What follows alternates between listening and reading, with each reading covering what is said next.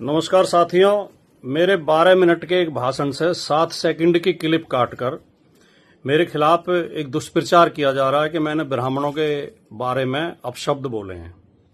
सबसे पहले तो मैं बिना शर्त, बिना इफ एंड बट के, बिना लाग लपेट के, अगर मेरे इन शब्दों से किसी ब्राह्मण भाई को बुरा लगा है, उनके दिल को आघात पहुंचा है, उनका दिल दुखा है, तो मैं बिना शर्त माफी मांगता हूं। मैं उनसे कृतज्ञ होकर हाथ जोड़ के माफी मांगता हूं कि मेरा ऐसा कोई इरादा था नहीं और कभी होता नहीं है।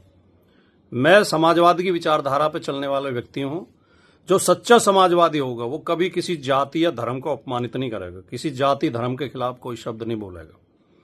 लेकिन मेरा दुर्भाग्य इन दिनों के कुछ लोग, जो ज्यादातर Bharatiya Janata party IT cell के लोग होते हैं, और कुछ भोले भाले लोग भी उनके बहकावे में आ जाते हैं, मेरे खिलाफ एक अभियान चलाते रहते हैं कि मैं ब्राह्मण विरोधी हूं, सनातन विरोधी हूं, हिंदू विरोधी हूं, जबकि ये तीनों आरोप बिल्कुल एकदम गलत है। मैं ब्राह्मण जाति का बहुत ज्यादा सम्मान करता हूं, ब्राह्मण भाइयों का सम्मान करता हूं। ब्राह्मण समाज में एक से एक विद्वान, एक से एक राष्ट्रभक्त, एक से एक वीर योद्धा और बुद्धिजीवी पैदा हुए हैं, और मैं किसी भी समाज का, किसी जाति का, किसी धर्म का अपमान करने की कभी सपने में भी सोच नहीं सकता। है क्या कि दिल्ली में एक कार्यक्रम था जवाहर भवन में। एक हमारे मित्र हैं अली अनवर जी, जो राज्यसभा सदस्य रहे हैं, जेडीयू के बड़े नेता रहे हैं। उनके बेटे ने और उनकी बहू ने, रफरफ अंसारी और जावेद अनवर ने एक किताब लिखी है, जाति और सांप्रदायिकता के विषाणु। और ये किताब केंद्रित है भारतीय समाज में जातियों को लेकर क्या क्या मुहावरे, लोकोक्तियां और कहावतें बनी हुई हैं, उनको लेकर केंद्रित है। तो इस किताब को विमोचन था जवाहर भवन में 5 तारीख को, 5 मई को, और उसमें मेरे साथ श्री योगेंद्र यादव जी और अपने ये थे प्रोफेसर रतनलाल जी और आशुतोष जी और शीबा असलम फहमी जी, ये कई लोग शामिल थे उसमें कार्यक्रम में।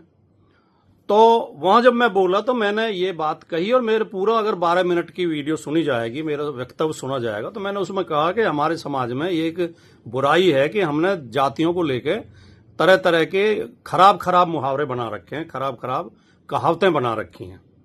और मैंने उसमें स्पष्ट तौर पर यह भी बोला कि ऐसा नहीं है कि दलित और पिछड़ों के खिलाफ ही ये मुहावरे बने हुए हैं, दूसरी तरफ के लोगों के खिलाफ भी बने हुए हैं। हमारे लोग भी उनके खिलाफ ऐसे ऐसे भद्दे वो बोलते हैं। तो ये गलत है। मैं उसका विश्लेषण कर रहा था, मैं उसका खंडन कर रहा था। और मैंने जब 2 उदाहरण दिए, तो पहले जो गुर्जर यादवों के खिलाफ एक वो कही जाती है, वो मैंने बोली कहावत कि गुर्जर अहीर कंजर, कुत्ता बिल्ली बंदर, ये 6 ना होते तो खुले किवाड़ों सोते। मैंने कहा ऐसे हमें लोग ऐसे कह के ताना मारते थे, मजाक करते थे हमारे साथ, हमें बुरा लगता था।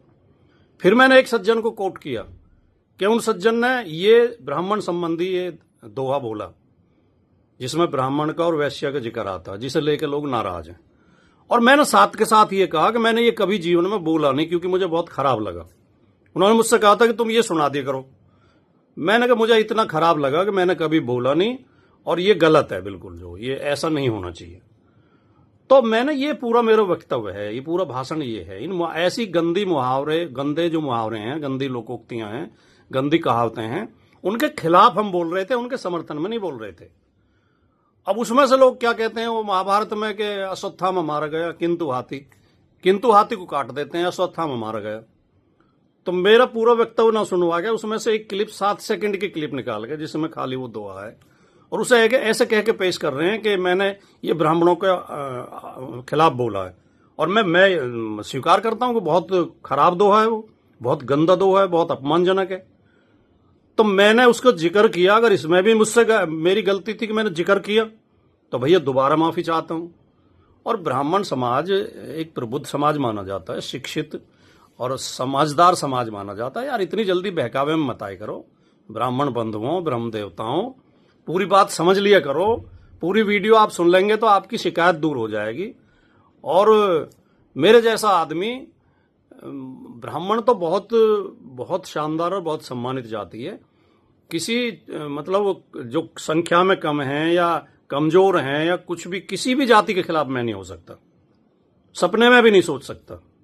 तो मैं पुनः माफी चाहता हूं। आप मेरी आधी अधूरी बात को सुन के, 7 सेकंड की क्लिप को सुनकर मेरे बारे में राय ना बनाएं। और जरूरी समझें तो पूरी क्लिप सुने। और मैंने अपने फेसबुक पेज पे वो क्लिप भी डाल दी सुबह और उसकी सफाई भी डाल दी है, तो कृपया इस बात का ध्यान रखें। नमस्कार।